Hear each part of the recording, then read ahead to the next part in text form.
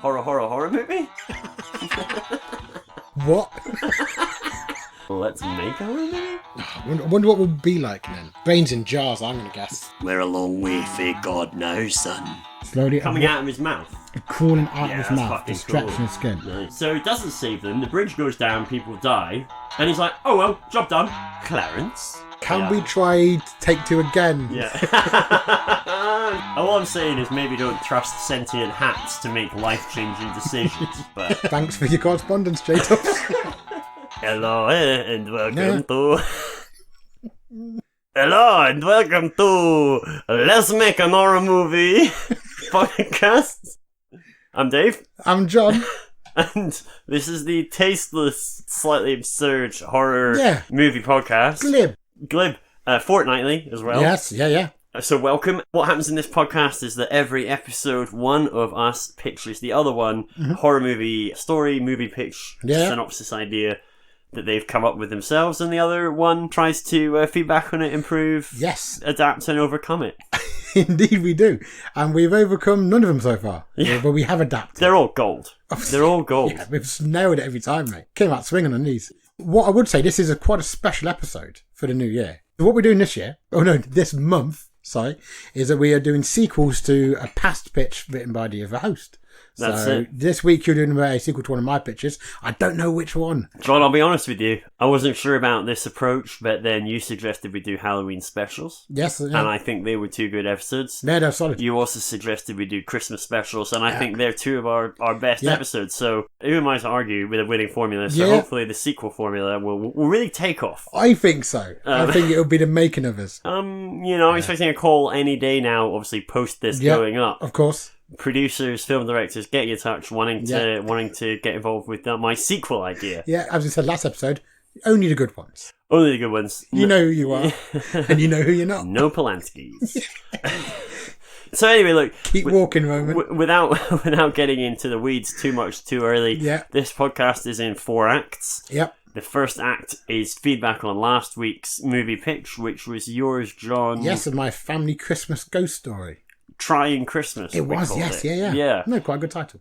So we'll see if we've got any feedback on that from the listening audience out there, LMAHMians. Yeah, I'm looking forward to it, because I wasn't sure if it worked. It was either brilliant or utter shite, and I can't work out which. Well, I mean, I think you've set yourself up there, haven't you?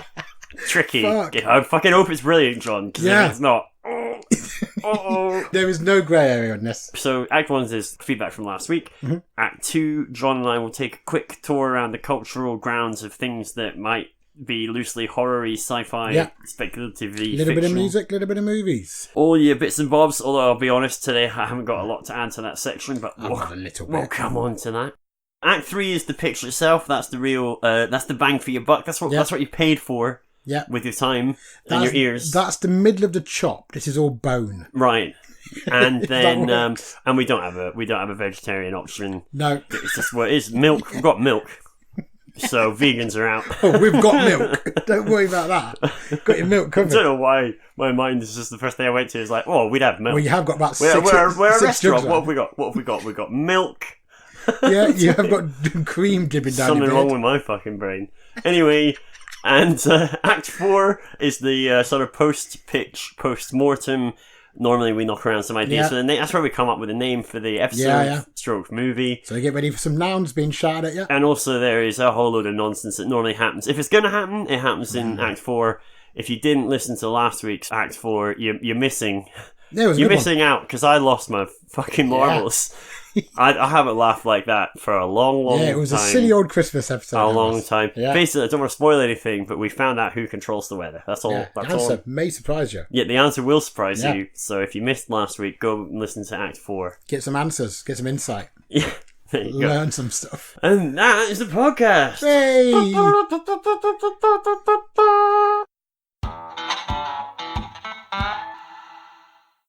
Hello and welcome to Act 1. I don't know. I think that's not... I can't... I keep thinking you're going to offer me to take a seat. Take a seat. Yeah, like a waiter. Because my only exposure to that accent is the movie Ratatouille. I haven't even seen that. Oh, it's a good film. We'll cover this in Act 2. In Act 2. Or maybe we won't. So welcome to Act 1. This is the part of the show where we get feedback on last episode's picture. I always make that mistake. Will we find out was mine shit or excellent? Let's find out. So we've got a short and sweet response from our friend of the show, J-Dubs. Hello, J-Dubs. He says... Happy New Year, by the way.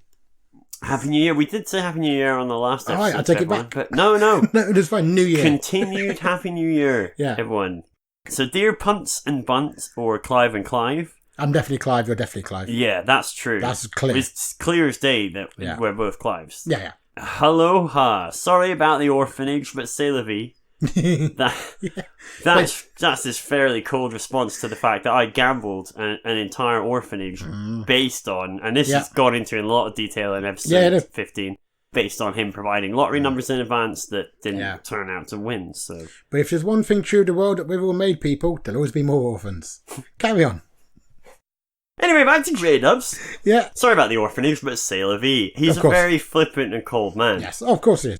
Anyway, he says, I fucking loved the pitch. Hey! Thanks, J-Dubs. Excellent, not shit. A small story, but with a strong theme and well-developed backstory. Oh, thank you. As the email title suggests, I'm concerned with the implication that the film is essentially So Haunt Me After Dark, a la Hollyoaks.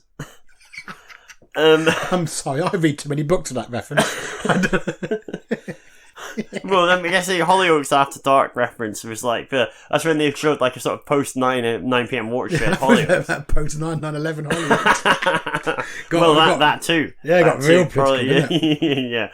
There's a very there's a very, very big tonal shift in Hollyoaks before 9/11 and after 9/11. Because I think the impact on, is it Cheshire it's set in? Yes. Yeah, say it is. I think the impact on Cheshire was huge. Well, because it is twinned with New York, so they felt it very acutely. So Haunt Me, right, so fucking hell, sometimes J-Dubs, just throw this out there, because I read the email live on air, so to speak, rather than having, I don't have a producer that can, pre-read it and then, correct bits. Of course. You really need to leave me by the hand a little bit, because he says, his subject line is So Haunt Me. Right? So he says, as the email title suggests, I'm concerned with the implication that the film is essentially So Haunt Me After Dark. Okay, I'm looking up So Haunt Me After Dark. Ooh. What's So Haunt Me, I think? So, it's about a family that moves into a home occupied by the ghost of its previous occupant, a middle-aged Jewish woman. I was going to say, Sinister, but then it suddenly sounded not like Sinister. The show was created by Paul Mendelsohn, who's also credited, and that is just the thing. Is this a British TV show? Yeah. Oh, yeah. I mean, I have heard of Hollyoaks. I'm not far that. Not Hollyoaks. So Haunt Me. My Ivory Tower. Yeah. So I know everyone knows what Hollyoaks is. Oh no! There's So Haunt Me's nothing to do with Hollyoaks. No, I know that. It's just a sitcom. From where and when? It's from Britain, 1992 to 94. God, he's showing his age, isn't he? Fucking hell. Jesus Christ, J-Dubs. I mean, yeah, okay. You basically made John a librarian. Yeah, okay, so it has got George Costigan in it, so obviously we're going to know it from that. Costigan? Costigan, yeah? I think he's Costagon now. That's why you listen, people. I'm getting a bell. Yeah. I'm getting a bell for these kind of moments. So yeah, there's Haunted by a Jewish Woman. End. Carry on. Right, fucking hell. Well, thanks for the deep cut British 90s TV reference. Yeah, that's pretty good. So as the email title suggests, I'm concerned with the implication that the film is essentially So Haunt Me After Dark. Okay. A la Hollyoaks. Oh, I understand now. Hollyoaks do it after dark. The saucy Hollyoaks. Saucy Hollyoaks, which really, from recollection, I'm going back best part of 20 years here. Yeah. But I don't remember the after dark stuff actually being much saucier. Standard Hollyoaks has women in underwear. So this is basically Hollyoaks is basically just women in underwear. That's basically if you drill down a little bit, that's the core.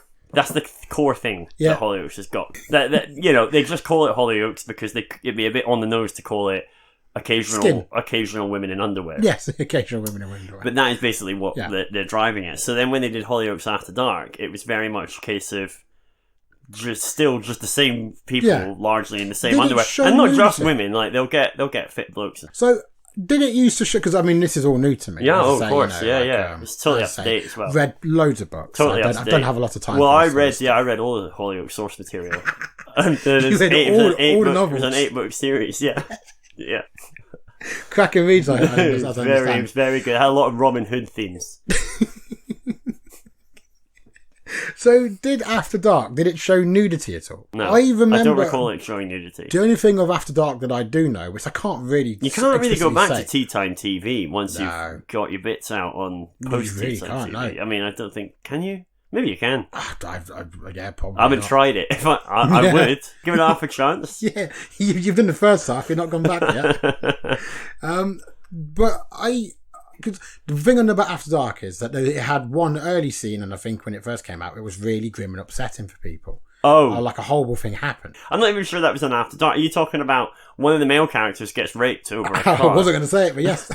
Well, I mean, it happens. You know, it's of record. I don't need to pussyfoot around. I'm not going to help you out on this one. I'm not going to pussyfoot around the subject. Yeah, that did happen. But I don't think that was an After Dark. I think that was part of that was a standard 6:30, 6 o'clock in the evening thing. I remember seeing that. It was a purely canon, that was. Purely canon. Yeah. Full canon. Yeah, no need for After Darking. Yeah. Which begs the question what the point in the After Darking thing was. Yeah, because where do you go? I mean, let's not discuss this, bro. His name was Gary Lucy. Oh, yeah, I still remember that after 20 years. He was Gary Fermi, but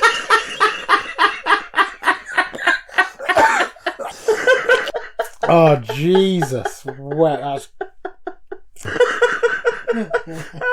How would I never made that joke before? It seems like such low hanging fruit. God, I've had 20 years. I've had 20 years. Twitter wasn't even invented then. We're so on this. Right, we're getting on Twitter. Oh, God. We're getting on Twitter. We're gathering up all the people that used to watch Hollyoaks 20 years ago. And we are trending.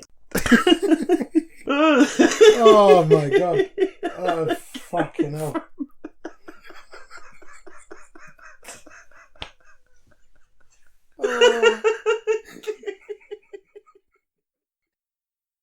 Alright, okay. Terrible. I said temptation starts taking things like Gary Tight.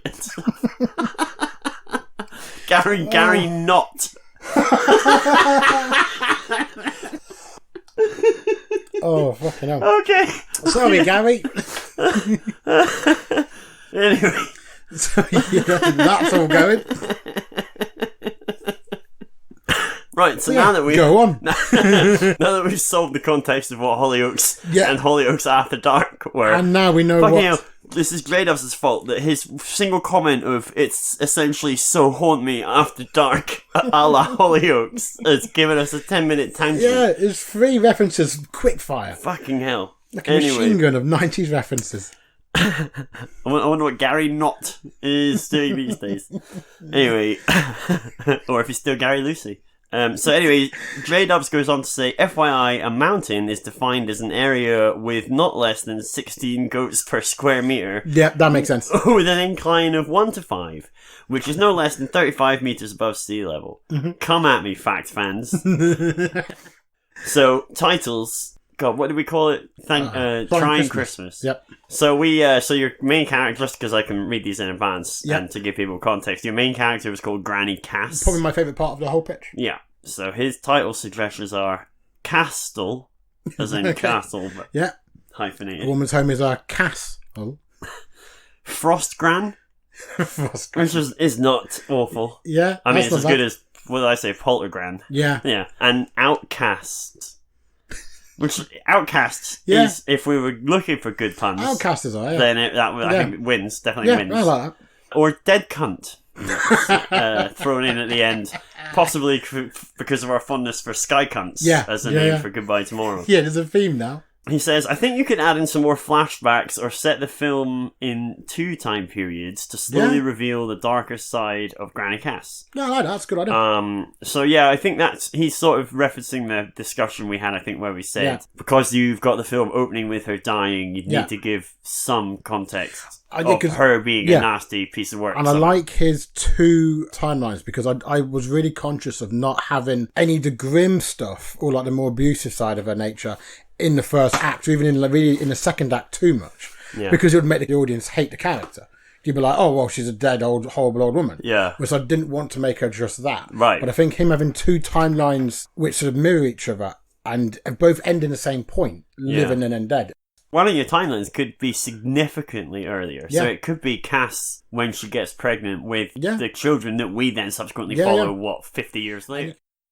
He says, peace and love, Sky Cunts. This email was sponsored by Nintendo Switch, the best console since year more. Yeah, no, I can't fault that. J-Dubs. Classic feedback, thanks, J-Dubs. I have another email from a listener to read, John. Who is this? This one is from Bex. Oh, hello, Bex. Hi, LMAHMians. Hello, and loving your work. Thank you. Yeah, thanks very much. Not here to comment on the pictures. I will leave that in the expert hands of the Lord of Dub's Tower. But I was interested to hear last podcast that John 8, so that's John with 5 N's and an 8. As we know, my name is whatever the last person calls me. There you go. I'm too polite to correct. I was interested to hear last podcast that John had watched Life Force and would like to hear his take on the film, as it's become a bit of a joke in our household as one of the worst films ever made. I would stand by. I think that's completely accurate. Frank Finlay and Patrick Stewart definitely managed to act everyone else off the screen, and while the space vampires premise of the film has a lot of potential mileage, the script writing and wooden acting sorely let the film down to the point of hilarity. Yeah, I completely agree with that. I think it's one of those films where there's a real visual flair. There's some stuff in it, like with the whole blood puppet is fantastic. Some of it looks great. And also the end sequence is really Quatermass in the Pit, sort of. London goes fucking berserk, which is really cool. And as you mentioned, Patrick Stewart smashes it. But there is something at the heart of it, which is where you keep going, so space vampires, what are you talking about? And that keeps reoccurring because it leans more and more into that. And then it's going to be like, are we still doing space vampires? You've not wasn't realised... just an aside. This is the actual film. That's what it's about. Because that's the worst bit of the movie, chaps. Man, I really want to see this now. It's not bad. Well, Bex goes on to say, my favourite moment of the film is when the space vampire lady gets caught by the Rozzers. A permanently turtlenecked Secret Service guy says, I'm a natural voyeur. When one of his forgettable compadres says something forgettable along the lines of, you may not want to watch this. Audible groans of humorous distaste were heard when watching it with friends. All the best and keep doing what you're doing. Hi to J-Dubs also, Becky. Oh, thank you very much, Becky. Yeah, I completely agree with all that. It is a mad film. It's also got a bat creature in it. Oh, really? Yeah, it's really weird. That sounds good. I've got to say, it was one that not even registered on my radar. I don't think I'd come across it at all. It's directed by Tobe Hooper of Texas Chainsaw Massacre. I think that's all the feedback we had. Yeah, I think all covered for the week. Hello and welcome to Act. You've made him sound a lot more. I can't do whatever it is I'm trying to do. So that's all just gone wrong. Welcome to Act 2. Aww. I know, plain Jane. I thought it was the best Spanish accent I've heard, mate. Yeah, it's bad, and I don't know where it was from. That guy travelled around. The guy introduced this episode and then the first act. Had travelled around. I think maybe he spent some time in Spain, spent some time in Latin America as well. The way you did that last one, it sounds like he travelled around for his own safety. Kept moving. Yeah, he kept moving, because Interpol doesn't stop. You kept saying you were going to write that movie pitch called Harry's Friends, didn't you? About Shipman. Yeah. I wanted to show the other side. Well, you were going to give him a first mate, weren't you? Yeah. Like a murdering first mate, and a sort of play on the name Shipman. It was all very clever. A real Watson to bounce I just remember thinking how clever it was when you said it. I just remember thinking this is really good. Yeah. Shippers. We won't see his like again. Well, not that we may be seeing his like right now, we just don't know yet. To be fair, for a long time we didn't know we were seeing his like. Does that make sense? Yeah, he was a real candle in the wind, wasn't he? Well, I tell you what's true, is that his candle did go out long before his legend ever will. Judge a man by the shadow he casts. Anyway, morbidly glib. That's morbidly glib. That is the... Oh, it's going in. That bit's going in. The earlier stuff, maybe not. Anyway, look. Welcome to Act 2. Hello. No funny voices today. No, it's serious. Serious business. It's a new year. Oh my god, and it's a serious new year. Oh god, fucking hell. Hit the ground running, isn't it? Hit the ground running, so yeah. Hit the ground screaming. Hit the ground screaming in agony. It all depends how high you've hit the ground from. It's hit the ground wrong and it's done its legging. Yeah. A lot of people, when they say hit the ground running, aren't hitting the ground from, say, 25 metres. Yeah. Because otherwise they might hit the ground running, but they're not moving. Yeah. No, it's very much more of a crumpled This heap. is more hit the ground like a watermelon. Hit the ground, barely survive, and then have a lot of surgery and metal pins. But what kind of life? Well, exactly. Yeah. Wishing upon a Shipman.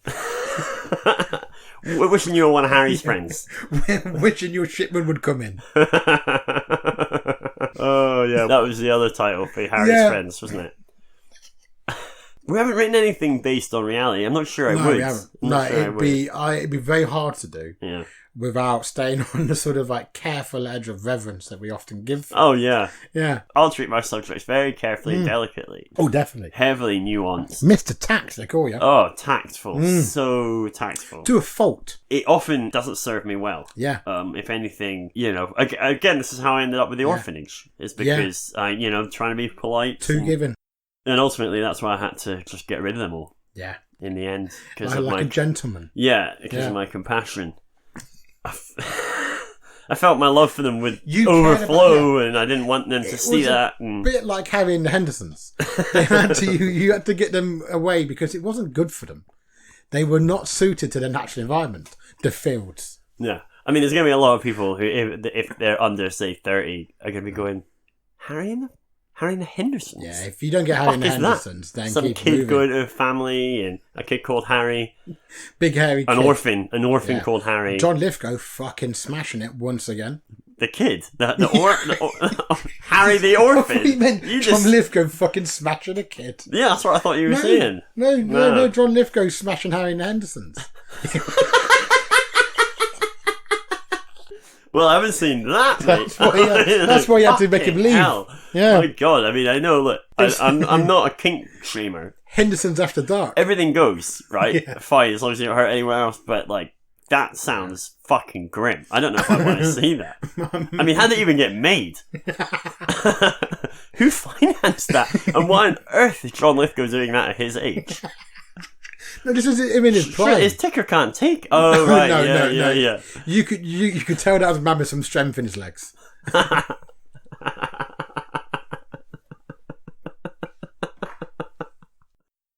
So yeah, what? Fucking Act 2. Harry and the Hendersons. Harry and the Hendersons, obviously. Up to the minute kind of references. No, I'm going to save a lot of time by just saying I actually have nothing to add to this section. For anyone that does care, I've been playing Jedi Fallen Order quite a lot. But equally, for all the people that do care about that, there's nothing I can say that you'll be interested in hearing about it. So cool. I guess we probably just move on. I finished the Adam Neville book, The Reddening. Fantastic. Everybody should go out and buy it. Ready do I call upon the audience to trust me implicitly? In this case, you should all definitely go out and buy Adam Neville's The Reddening. It's fantastic. It's an absolute pleasure. It's got something for everybody. If you like cannibals and you like Dorset, it's fucking all you want. I do like cannibals and Dorset. You do love a bit of Dorset. So yeah, Dorset. So that's all I can do. Yeah. But you do it so well. Oh, yeah. Well, it's all you need. You don't need anything. You can pass for a local if you can do that. It's an old classic. Because they often will reference the county that they're in. When you're in a county. Oh, all the time. Everyone always I'm always saying it. Yeah. Like bleating sheep. One person's wrong person, another person's just person. Yeah. And two wrong persons make a right person. Yeah. So, and that's how Robin Wright was made. Not a lot of people know that. She was made by two wrong uns. Two wrong uns. And that just before the Princess Bride, I think, wasn't it? Yeah. I was reading about it on IMDb. Yeah, two wrong uns then made Robin Wright. And then very soon after she was cast in Princess Bride. Yeah. So there you go, a little bit of trivia knowledge for you there, everyone. Write that down. Oh, I've got some culture that I want to talk about. Hello. In the 3 episodes of Dracula, episode 1's brilliant, episode 2's alright, and episode 3 happened. Oh, God. Yes, that's all I'm going to say about it. But do you know what? Episode 1 is genuinely brilliant. Really good. Do we know how many episodes they're looking Just 3. It ends. It's the end. Oh, it's a 3-parter? Yeah. Don't let that put you off, folks. Episode 1, watch episode 1. Oh, yeah, no, don't want to put us off. Episode 1, great. Episode 2, not great. Episode 3, basically don't bother, is what you've...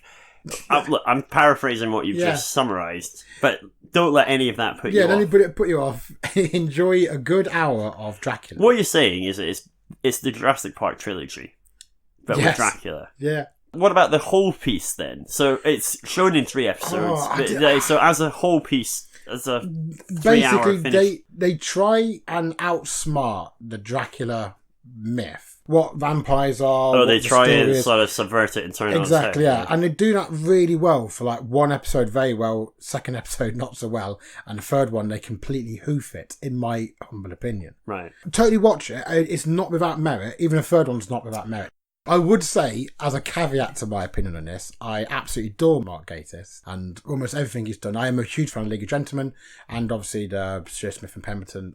So I'm not biased against, I'm biased in favour. You got a Creme Brulee album. I really have, yeah. You know, they made the heats of Eurovision. Did they? Yeah, they got the heats. It's a shit business.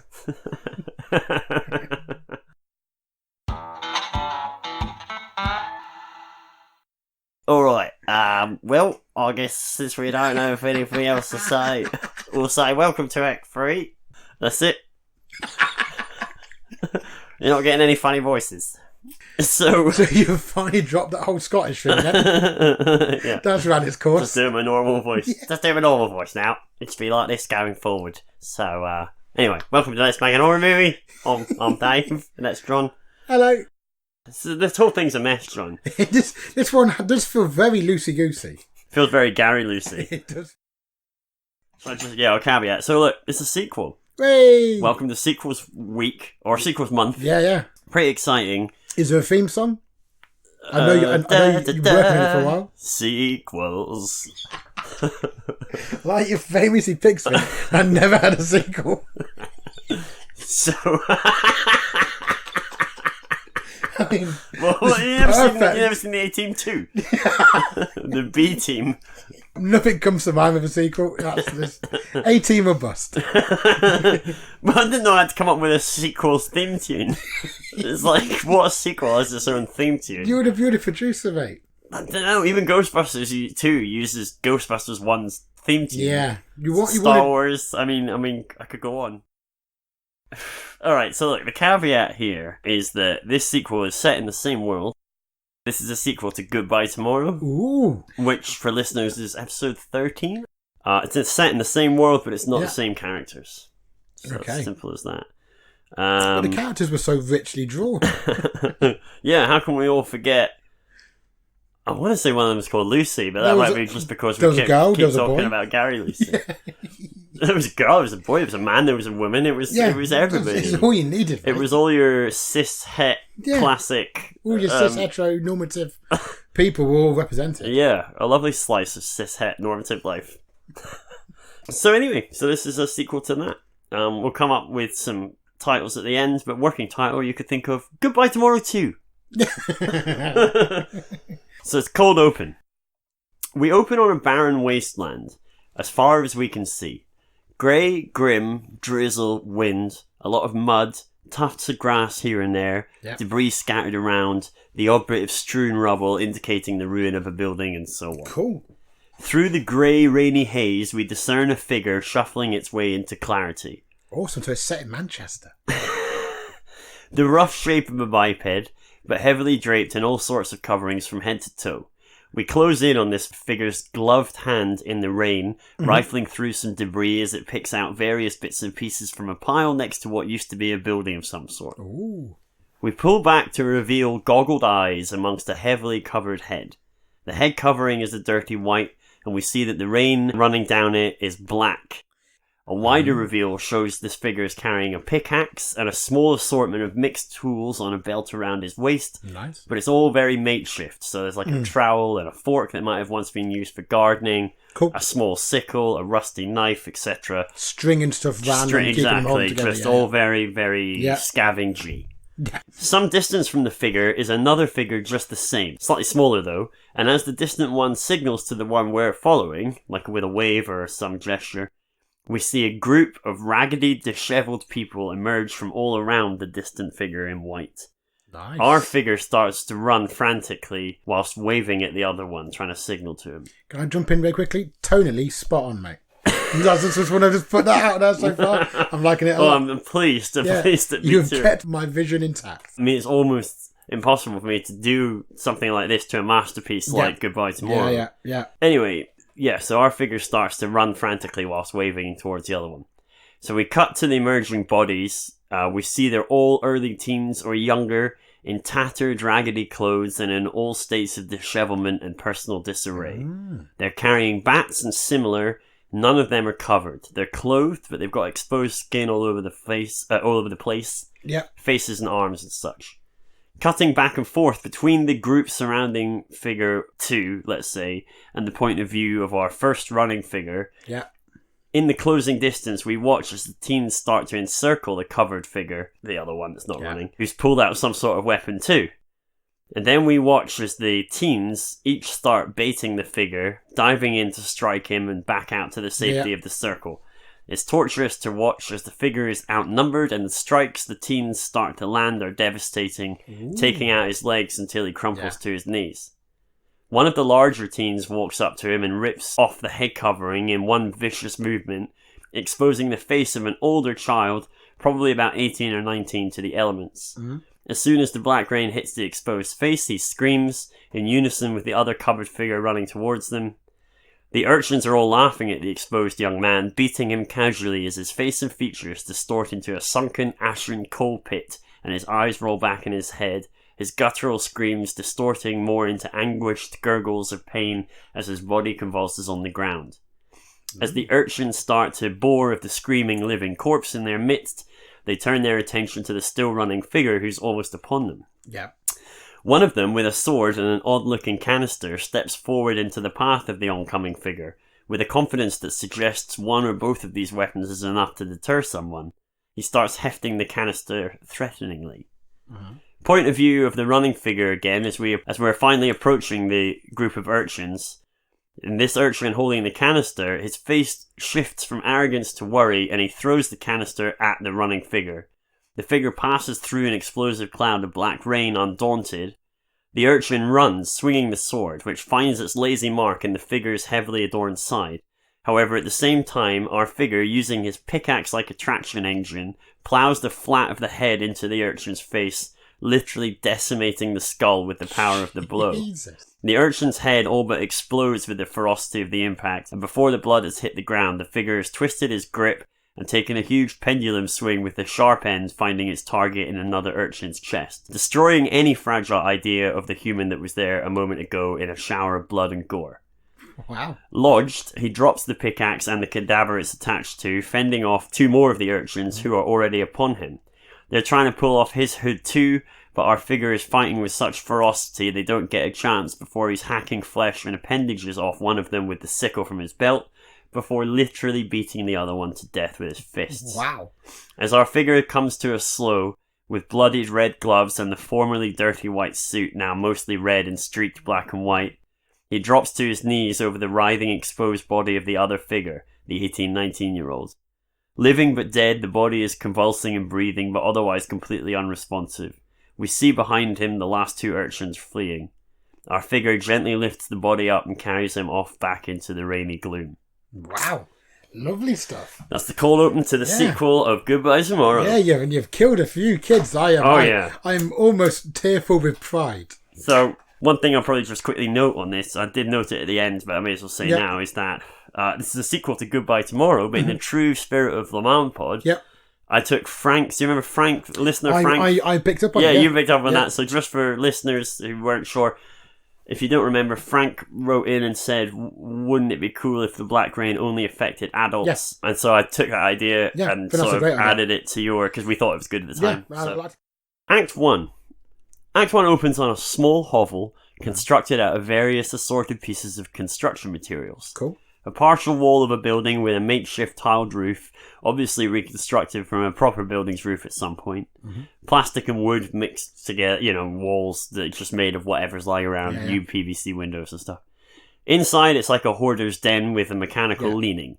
Reclaimed stuff everywhere. There's a small fire pit in the center, and there are two single beds.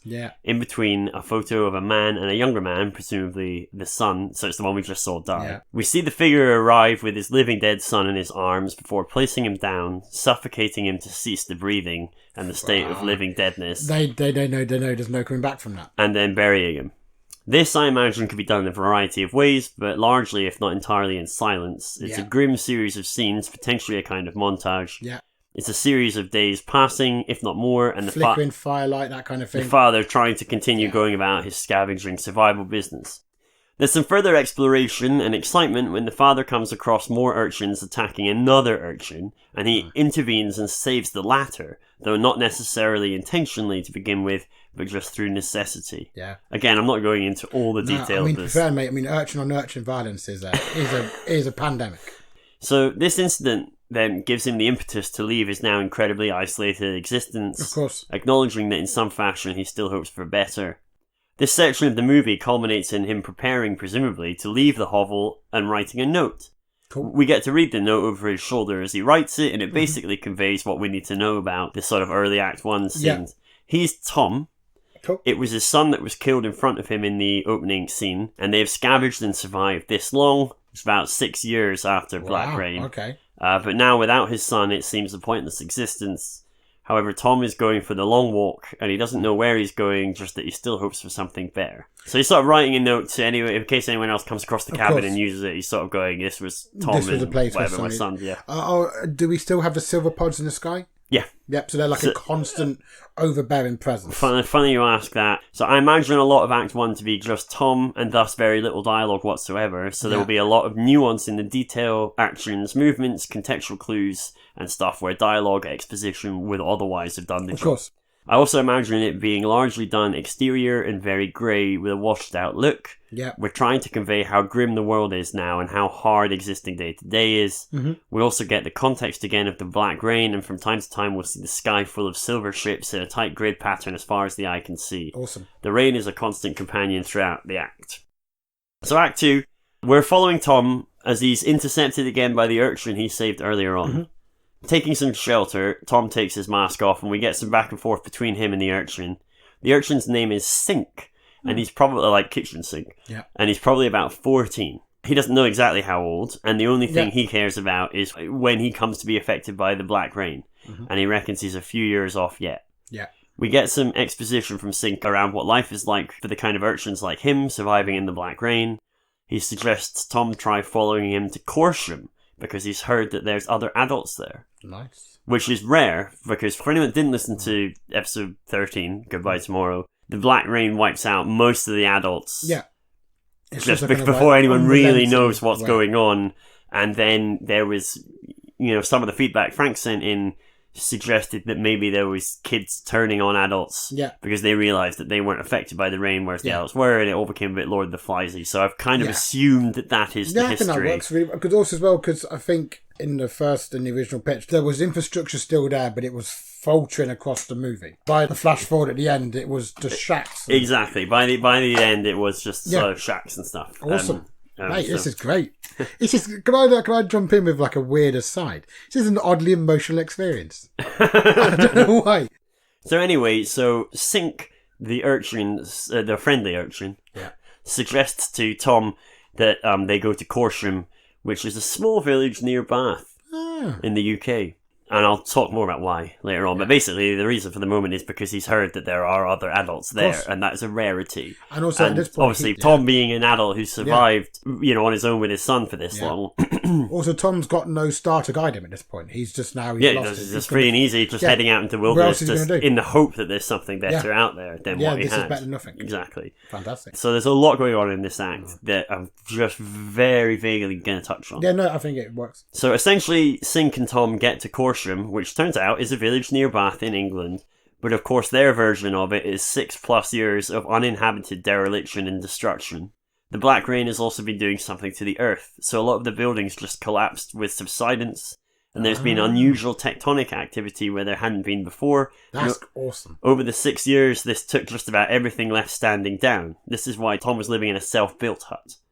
Anyway, the reason for Corsham is that there's an underground Cold War bunker there, which is a ramshackle which houses a ramshackle network of survivors. I think it's called Burlington, if anyone wants to look it up. The Burlington bunker in Corsham. I think I might have heard of that. Upon entering the bunker, we discover there are different factions of urchins. So we're basically getting It's a bit like in Hellboy. This is just the first thing that popped into my mind. In Del Toro's Hellboy, when they first go to the troll market. The troll market. Yeah. And it's like that moment where you see that this is much wider world. So to this point, we don't know. We think it's very much disparate survivors. Can I throw another reference out there? Go for it. When they go under the city in Demolition Man. My one problem with Demolition Man nowadays is Wesley Snipes, because he beat Halle Berry so bad that she's still permanently deaf in one ear. Is that true? Yeah. I just thought he was just hard to work with. No, he's a fucking scumbag. Anyway, moving quickly on from scumbaggy Snipes, I don't think she's permanently deaf. She lost 80% of her hearing. 80% of her hearing permanently in one ear. So she, 20%. But the fact is, he's still a domestic abusing scumbag. Awful. Back to the pitch. Anyway, where were we? Take your seats, ladies and gentlemen. So in the arrival at the bunker in Burlington, we basically get this kind of troll market scene where we discover, through a whole lot of exposition in various ways, that there are different factions of urchins, some fairly benign, many violent and destructive. Because you've got to remember, these are kids who grew up without parents, because they're all fucking dead. Yeah. With a kind of Lord of the Flies, anything goes power struggle. Yeah. Which you can imagine would be pretty fucking grim. And I think also largely. as well, like with like unsupervised urchins, you're going to get real factions where they're going to be almost like groupthink. Yeah. So we also get a lot of new info here. Kids can drink the black rain as water, whereas the surviving adults we meet obviously can't. Neither can Tom. I like that. And there's a grim scene with bartering between armed children and desperate adults, complete with tainted water being drunk and resulting carnage. Also, there are the occasional urchins themselves who do not mix well with the black rain when they're drinking it. Yeah. And as such, we get some violent deformities and some potential nasty scenes with further bleak stuff around that. That's very cool. You could have like an almost like palsy effect. Because if it shuts down parts of the body and brain, you could have it where parts of the body have just almost like necrosized. So there's some potentially cool stuff around that. We also then eventually get to meet two relatively normal surviving adults who are fairly recently arrived too. Karina and Taj. Oh. The three of them, Karina, Taj, Tom, and then plus Sink, intervene to prevent the worst outcome of the clash with the violent urchins, factions, and the water and stuff. But before things escalate too far in the bunker and the surrounds with the competing factions, etc., there is a break in the escalation as it's noticed that the sun is shining, which it hasn't done for years. Yeah, of course. The black rain has stopped.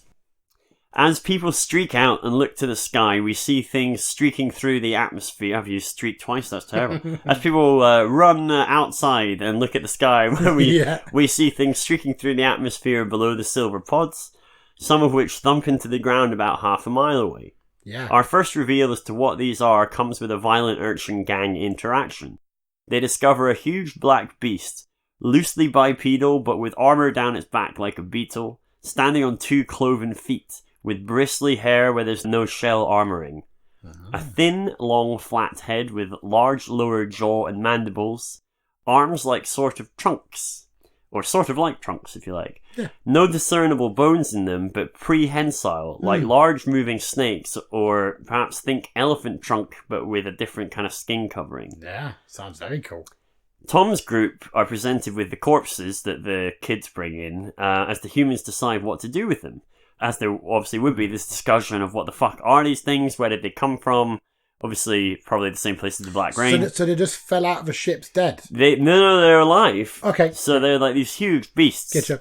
Again, I haven't written it in, but I kind of envisaged these things arriving, but in such few numbers and disparate that they're entirely vulnerable to humans, even though they're individually huge and powerful. So they just, a group of 20 of these urchins with all their weapons and stuff will take one down. They've just come to like supervise the work of the last few years.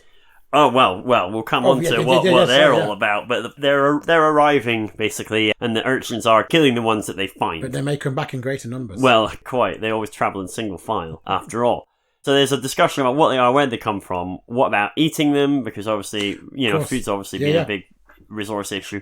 Are they a threat, and is the rain coming back to the big dominating themes? With this new turn of events, Tom, Taj and Karina are sort of thrust into a position of authority as the disparate groups start to rally round a bit at this new turn of events. I like that. Yeah, that's cool. So Act 2 culminates in a little more confrontation between the new alien beasts and the more violent and warped factions of the urchins, as the rest of the Corsham people start to find a bit more of a civilized balance now that there's this new paradigm. Yeah. So there's a lot going on in this act, all of which is doable in a script, but I just didn't want to go into huge amounts of detail, because obviously time. As I say, stuff's changed because the Black Rain has stopped, which shifts things entirely away from the kids. That's cool. Whereas the kids ultimately had held a lot of the power. They're basically indestructible to this threat. Yeah. Whereas the adults, the few remaining adults, but now it's changed, and the sun coming out is a change as well, because that means potential for things like produce. Yeah. And also survival and hope. I'd imagine you could have a real Rufio character from Hook. So like a kid who's been throwing his weight around, now this is all shifted on him, and it's like, he's now not top dog. Yeah. And now maybe a lot of the kids now actually kind of want an adult, because it's like, whoa, this is new now. Well, I think, and we'll maybe talk about it in the Act 4 a little bit, but there could be a whole movie in that. Yeah. Originally, that was the way I was going to take this sequel, but you'll see I've taken a slight dogleg. Yeah. Because that's a fairly horrific reality to be faced with, and there's more than enough horror there, especially the water issue, and this kind of horrible sort of bartering society where life is whimsically cheap because it's kids. The adults are so vulnerable. They can't even go outside. They literally... So there's loads of horror in there. Yeah. You could make the film all about that. I just have chosen not to because it's my want. Yeah, fair enough. Act 3. Act 3 starts with a time shift forward 5 years. A bit of a throwback to year one because you had time shifts in that. I thought, let's do it. I haven't done that yet. Worked so well the first time. So, time shift. We start with Tom and a small child in a sort of kitchen area while the child eats. Yeah. Tom, looking a little older, is explaining things to him. The alien beasts kept coming and coming, so we're 5 years later on, in greater and greater numbers. After a while, they realised the beasts weren't a threat, and so instead they decided to try and help them survive, because in the early days they often didn't, and not just from the urchins killing them. Yeah. So bacterias, injuries and so on. Yeah, they're kind of vulnerable. So one of them, that they call Barney, is still going today. They've named him Barney, one of these beasts. I don't think he introduced himself. Anyway, after some years, the beasts were surviving and helping the humans with some of their menial construction tasks, heavy lifting, ploughing and the like. In return, the humans helped the offspring of the beasts to survive too. So again, for a year or two, all of the beasts' offspring were dying, just like the adults initially had, but with a bit of sort of symbiosis. So nowadays, the aliens are so successful and plentiful that they've spread right across all the open space there is, at least as far as anyone has travelled and can see. Bear in mind, it's all foot travel and stuff, because all mechanical stuff in the intervening 6 years is I mean, they're only now would be the time that they would start to even look at that stuff again. Of course, before could be a lot of buildings have collapsed. Right, it's just such low-level survival. Yeah. So they've spread all across all the open space. Bear in mind, most of the humans still living underground, at least as far as anyone's travelled and can see. Barney, he tells the kid, was one of the first to arrive and is still alive, and one of the most placid and friendly of the aliens, and he stays around the base. Watch out though, Tom notes, because not everyone is happy with the beasts. The child is Taj and Karina's child, and once the sun came out, once the sun came out, everyone got a bit happy. Yeah. So that puts him about 5 years, 6 years old, right? It's like when you get a lot of kids born in like September. It's because there's a lot of fucking at Christmas. The previous Christmas. We move on to see the small farming setup that the humans have created above the bunker, which they couldn't do during the Black Rain years. So in a small patch of land, because bear in mind we've had our 5-year shifts and stuff to move forward, there's a small patch of land that they've started farming, and all around we can see beasts grazing far and wide, similarly like the alien beasts. Similarly, we see humans going about their business above ground with exposed skin, though still carrying, packs and stuff just in case, because in theory the rain could start again at any time. So we catch up with Sink, who's marshalling some workers on the field of produce, when a handful of the alien beasts wander onto the field and start consuming the veg. This causes a fracas with some of the workers and the aliens. Tom gets called to help prevent any accidents happening. However, as we get to the scene, we see almost a standoff between some of the aliens and the humans that had been working the plot. Barney is there too in amongst it all. One of the humans shouts something about the threat of this beast scum and starts attacking one of the aliens with a spade. It just plucks him off the ground, tears his head off and drops his body. Fuck hell. Which shocks everybody. Because it just doesn't really happen. You're never ready to see someone's head get torn off. As much as you think you are, It always throws you. Always. And I think it adds to it if it's dispassionately torn off. Oh, so definitely. if it's sort of like just boring. If there's no love in it, then it's exactly. If there's no love, there's no craft. There's no craft to it. It's the pageantry that I like about that. Yeah, no, definitely. Once you lose the pageantry, what have you got? It's purely busy work, isn't it? Yeah, it's a chore, if anything. Yeah. So everyone's shocked by that, but Karina and Sink, all of our four sort of main protagonists, have kind of naturally assumed fairly senior positions because they arrived right at the time when a new power structure then sort of naturally sprang up. There's a real mix of being capable and being kind of decent as well. Exactly. Which I think would help. So Karina and Sink step in to prevent any more confrontation with the people and the beasts, and using herd-like gestures, they get the aliens to back off.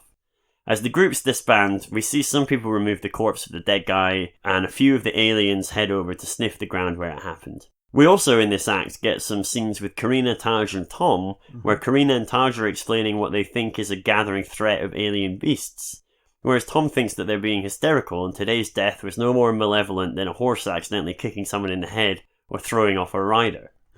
Karina and Taj are worried about their son, and that Tom is being complacent since the sun came out 5 years ago. Yeah. And the battles that they fought just to get to this point weren't for nothing, but they need to recognise that this is not the end of the fight. Yeah. Tom accuses them of being extremists like the others, because there have been others saying similar things. Because you can imagine not everyone's going to be... Of course, no one's on the same page. Especially a new population. Yeah. And, there's always going to be people that don't like that. Yeah, of course. So we get another scene in the evening, outdoors with Sink and his farm workers again. This time, as they're finishing up for the night, they see a large group of beasts gathering around the spot where the person was killed the other day. They're increasingly frantic for some reason, and more of them are being drawn towards the ever-growing group. Explaining to his colleagues that he doesn't like to see large groups of beasts so close to the bunker, to muttered anti-beast agreement from some, he takes the group over to break them up. Here we get a frightful scene where the aliens turn on the humans. In trying to break them up, the farmers are set upon almost immediately, lifted, smashed and broken by the brute strength of the prehensile arms and the sheer scale of these beasts. The still living but immobile humans then each have a trunk applied to an eye socket and one to the mouth. We get the impression that the eye is sucked out before both the socket and the mouth are injected with a sort of digestive fluid which dissolves them from the inside, and then the trunks just suck up the gooey sustenance. Leaving the skin, clothing, hair, and all the annoying bits lying as husks on the ground. Oof. Oh, I love that. I really do like that. I reckon you can make this pretty horrific, and I think for this movie we should double down on the gore for these bits, given the visceral opening scene. Yeah. And also, I feel like the audience by this point deserves a fucking payoff. The film culminates with a scene the next morning. Tom rises to screams and chaotic sounds, and we're with him, following him all the way as he puts on some clothes and heads out of the door into one of the bunker's chambers and along the corridors as he follows the signs of panic. Karina passes Tom going the other way. She's getting out, she tells him, and she's gone. It's a passionate moment, but we don't know why. She fucking hates Tom. As we all broach the entrance and move into open ground, Tom clambers to the top of the grass hillock that forms part of the entrance to the bunker section of the community, and we get a view across the surrounding fields and hills. As far as the eye can see, surrounding the bunker and ramshackle dwellings around it in every direction, are thousands upon thousands of the alien beasts, all standing still, all facing towards Tom and the small group of other people still standing at the entrance looking out. In the foreground are a large number of human husks, spread all around with the occasional wailing family member pulling at one here and there. In a beat, the entire sea of beasts moves forwards towards Tom as he starts to run back towards the bunker. We see the handful of people that were traversing the husks obliterated in the melee, trunks applied to eye sockets and bodies dragged behind as they press forward. The film ends with a fleeing Tom getting back into one of the larger chambers of the bunker, in time to see a familiar dead kid at the feet of Taj and Karina as they're both opening canisters of black rain. Screaming for them not to drink it, Tom turns to see the beasts flowing in behind him, Barney front and centre, destroying everything and everyone in their path, and as he looks back he sees Taj and Karina taking a long drink of black rain before a close-up of his face and a trunk being applied to an eye socket before the screen goes black. Wow. And that's the end. Oh, mate, that was amazing. That was absolutely amazing. I mean, I've got a couple of instant observations. Welcome to Act 4, everyone. Yeah, hello. Carry on, John. All right. Instant observation time. All right. You've completely gone... The other one I thought was really grim, and I put on the nice ending, because I thought that'd be a bit uplifting. Oh, yeah. What I think you've done is gone to the core of it in a really amazing way. Because, I made no bones about it when I first wrote it, that it was a sort of thing about poverty and about just shit coming down from above on people. Yeah. What I really like with your one, which completely nails it, is something that I've, not to get too political or anything else, but how for the people in our society who take, it's never enough. And this idea that certain people have when they vote or have opinions in certain directions are always like, oh, no, they'll make sure we're okay. Oh, right, yeah. The old trickle-down economics, or like, oh, no, if we have enough millionaires and billionaires, we'll be all fine. It's like... A widely disproved theory, yeah, by the way. it's like, if what they have is not enough now, it will never be enough. They will take and squeeze and they will literally drink us dry. Yeah. And I think your one absolutely smashes that. Oh, thanks, man. Yeah. Well, look, I've written a couple of lines on Yeah. how I was thinking about it, so I'll just read them in case that spurs any more thoughts. In my mind, when I was writing it, I had this sort of pilgrim settlers relationship with the indigenous people of North America. Yeah. In the sense of, in this situation, I was thinking of the humans as the indigenous native population, and the alien beasts as essentially the sort of Western settlers, the pilgrims. And so, looking back on the pitch, the story very much plays out in that way. But ultimately is a sort of wider swipe at how living organisms tend to exploit weaker or perceived lesser organisms to survive. In this case, the alien beasts are just the next stage of the terraforming for this now industrial planet of alien meat. The humans thought they could live in harmony with the beasts, but eventually once the beasts realised they didn't need them and they could exploit humans for their own ends, in this case food, then that's what they did. The humans, in the scheme of this story framework, are so insignificant it's laughable, yet obviously that's who we're following, and none of them ever guessed that they're just young bugs in a newly fertilised cow enclosure, albeit on a planetary scale. Oh, mate, that's fucking strong. I love that. I think the thing with the pilgrims and settlers is fantastic. But again, there's no malevolence there. Yeah. It's just a natural sort of order. Yeah, definitely. I also... A cynical view of a natural order. Completely. It's absolutely smashes that.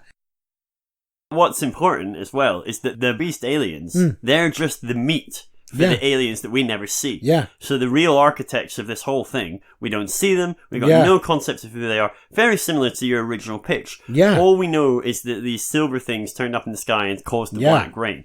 This is, as I said, is the next stage of essentially a terraforming thing, where it's basically it's the intergalactic equivalent of changing a field's use from A to B. So they turn up at a plot of land and they're like, oh, this could be a lovely orchard. Yeah. Let's plant a load of apple trees and do that.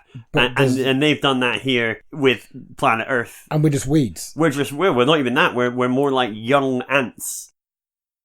I was trying to just give this kind of dispassionate view of how the kind of machinery of life will just step on the next one down. Do you imagine that the architects of the situation are still there, or do you imagine it's sort of like a machinery that they've turned on and moved on to the next one? I think they've turned it on and gone off, knowing that it will take sort of... Well, they'll come back to reap the harvest at some point. In like a century sort of thing. Again, that was something I had penciled in and then didn't include, which was having some of the black aliens harvested by the greater aliens, if you like. But I just thought... Well, I wasn't trying to tell their story. I was trying to tell Tom's story, really. Yeah. And so...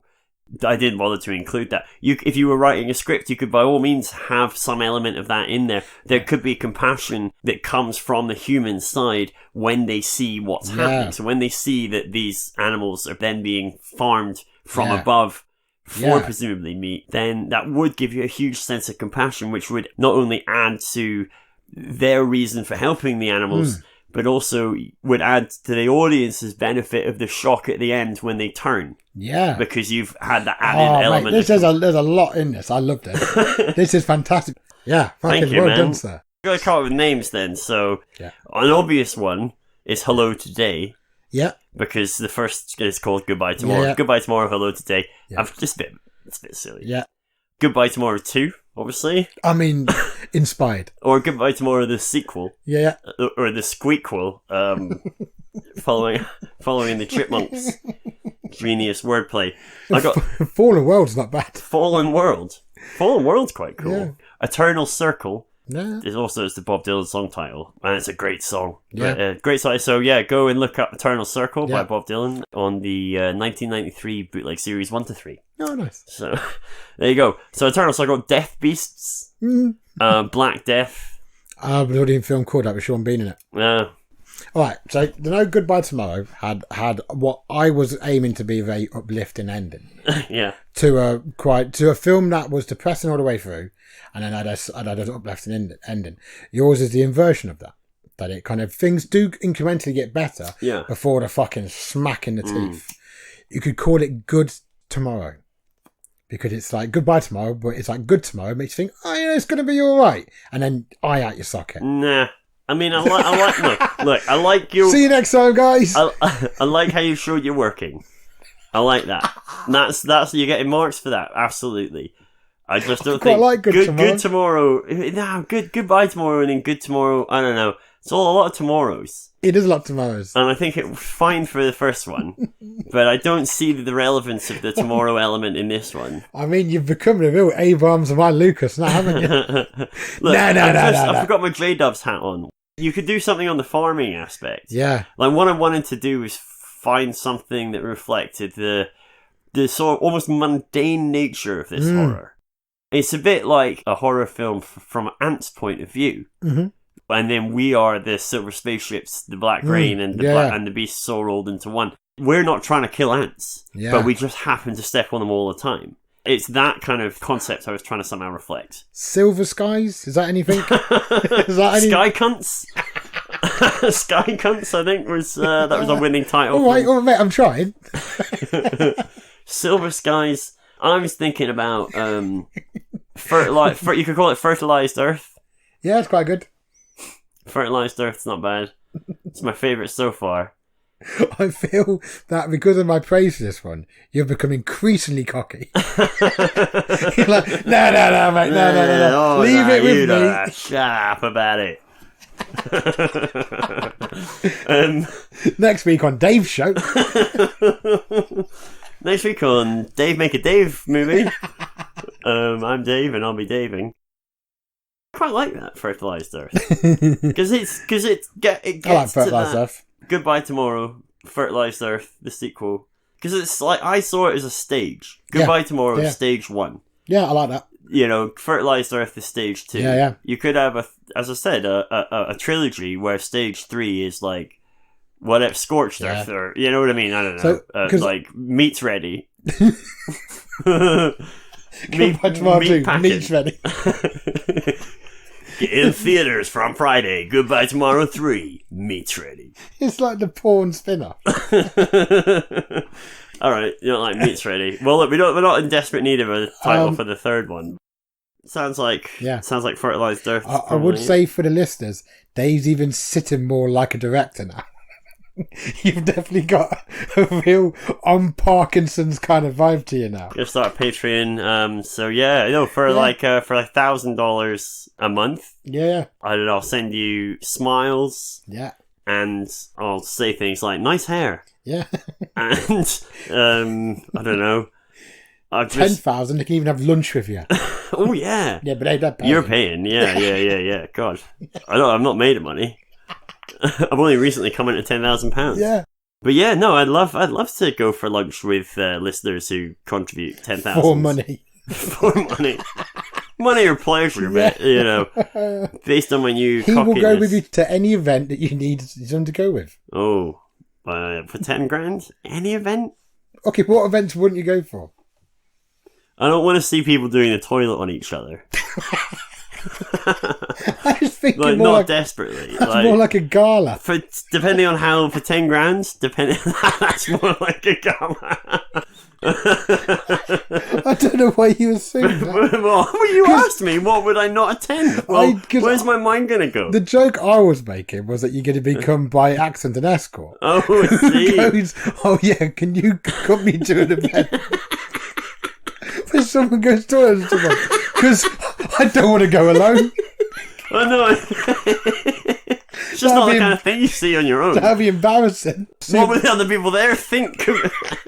Seeing all my old school friends. No, I just thought, you said somebody's paying for my time, so I thought about more like you've paid for like you're hanging out with Mark Hamill for 3 hours. Do you know what I mean? Not an escort. So you were because I've got the confidence. If you're gonna meet Mark. Oh fuck! Oh, yeah. No way you're gonna have to take Mark Hamill. No, I'm not to a toilet show. Is that what they call them? Toilet shows.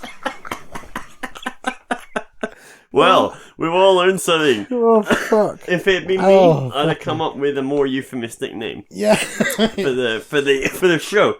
But my point was more like I didn't think of myself as an escort, more of like as a sort of celeb, because I'm obviously like an ear celeb, audio and then celeb. From there you went, "Whoa, I'm not going to a toilet show." You said, "Well, where would you not go for 10 grand?" And I was like, "Well, what would I not want to see? Like, what would I not want to sit through? Like for 10 grand? Like I'd sit through a lot of stuff. I'd sit through Death of Klinghoffer again. That's an opera. Yeah. That I'm not particularly fond of, but is quite highly regarded. And I'd sit through that for 10 grand. I'd sit through Wagner's Ring Cycle for 10 grand, even though it's like 3 days long. I think that's enough use for them for a toilet show. Sorry, that's what I was meaning. Yeah. Oh man, if you haven't, oh, it was filthy. Yeah. Well, I thought I was going to see the opera, and I realised when I was there, Wagner was spelled with a V, not a W. That was the classic. I think at least a third of the other audience members there. 40 minutes into it before you realised. But the guy was on his third dump by the time I realised what was going on. Somebody had already fainted. So, I mean, do you want me to go on? Because that's one place that I don't want to go for 10 grand. But for 10 grand, if it was an hour, I'd maybe still... It depends who they were. If their company is good, I don't know who they are. If your company's good and that's your jam, look, I'm pretty open-minded guy. As long as everyone's consensually taking part, then look, for 10 grand, I'll come with you if it's an hour, 2 hours tops. Yeah. If it's 3 hours, if it's more than 2 hours, frankly, it's just not happening. You got places to be. I mean, truly the smell more than anything else. Like, you just... After 2 hours, I mean, what else can you see? How much stuff can they do? I really feel sorry for the idea of somebody who's going to their first toilet show because they love the idea of it, and then they find the smell unbearable. I didn't think it'd be like this. They can just put a peg on their nose, but like in the Beano. Write in, tweet us at LMAHMpod if you want to know other places I wouldn't go for 10 grand. Yeah. It's probably quicker to go through then than it is to the places I would go. Yeah, you're quite open-minded. I don't know, maybe we should wrap up there. I don't think we've got any other podcasts to plug this week, apart from... Well, you've obviously got the best of the UK toilet shows, which you can hear us on. There's a lot of local shows. A lot of very small scale local in-home shows. Everybody always talks about the big ones, and there's not enough attention paid. Piss Fest. Yeah. Alright, I think on that. Yeah, on that bombshell. I didn't even say it at the beginning. I'm so shit at this. Email us. You can email us at letsmakeahorrormovie@gmail.com. Incidentally, there is no apostrophe in that. Just in case anyone wondered. So let's make a horror movie at gmail.com with no apostrophe. Yep. Tweet us at LMAHMpod, LMAHMpod on Twitter. Find us on Instagram under Let's Make a Horror Movie. Again, I don't think... Oh, there may be an apostrophe in that one. Try all variations out, guys. And also, please, if you like this, please do rate us and review us on whatever... Yes, rate and review is very important. ...thing you're using, whatever platform you're using to listen to us on. Follow us on Twitter. I put up stuff sometimes. Some of it's good, some of it's not. Yeah, make us feel popular if you get a chance. Yeah, come on. If you liked it. Help us out. If you didn't, then fair enough. If you didn't, just contribute to the non-existent Patreon. And, and we'll talk about whether or not we're going to this show. Yeah, and maybe you'll win a lucky date with Dave. Yeah, so yeah, get involved. Thanks, guys. Look, I hope you enjoyed that sequel episode, and I hope you enjoyed John and I being silly. Yeah. I know I did. It's been a real chuckle. Yeah, I'm having fun. Do send us any thoughts, any ideas you've got for how to make that pitch better or more interesting, or even if you've got ideas for where we could take a third one. Let's make a horror movie, everybody. Yeah, thanks, bye.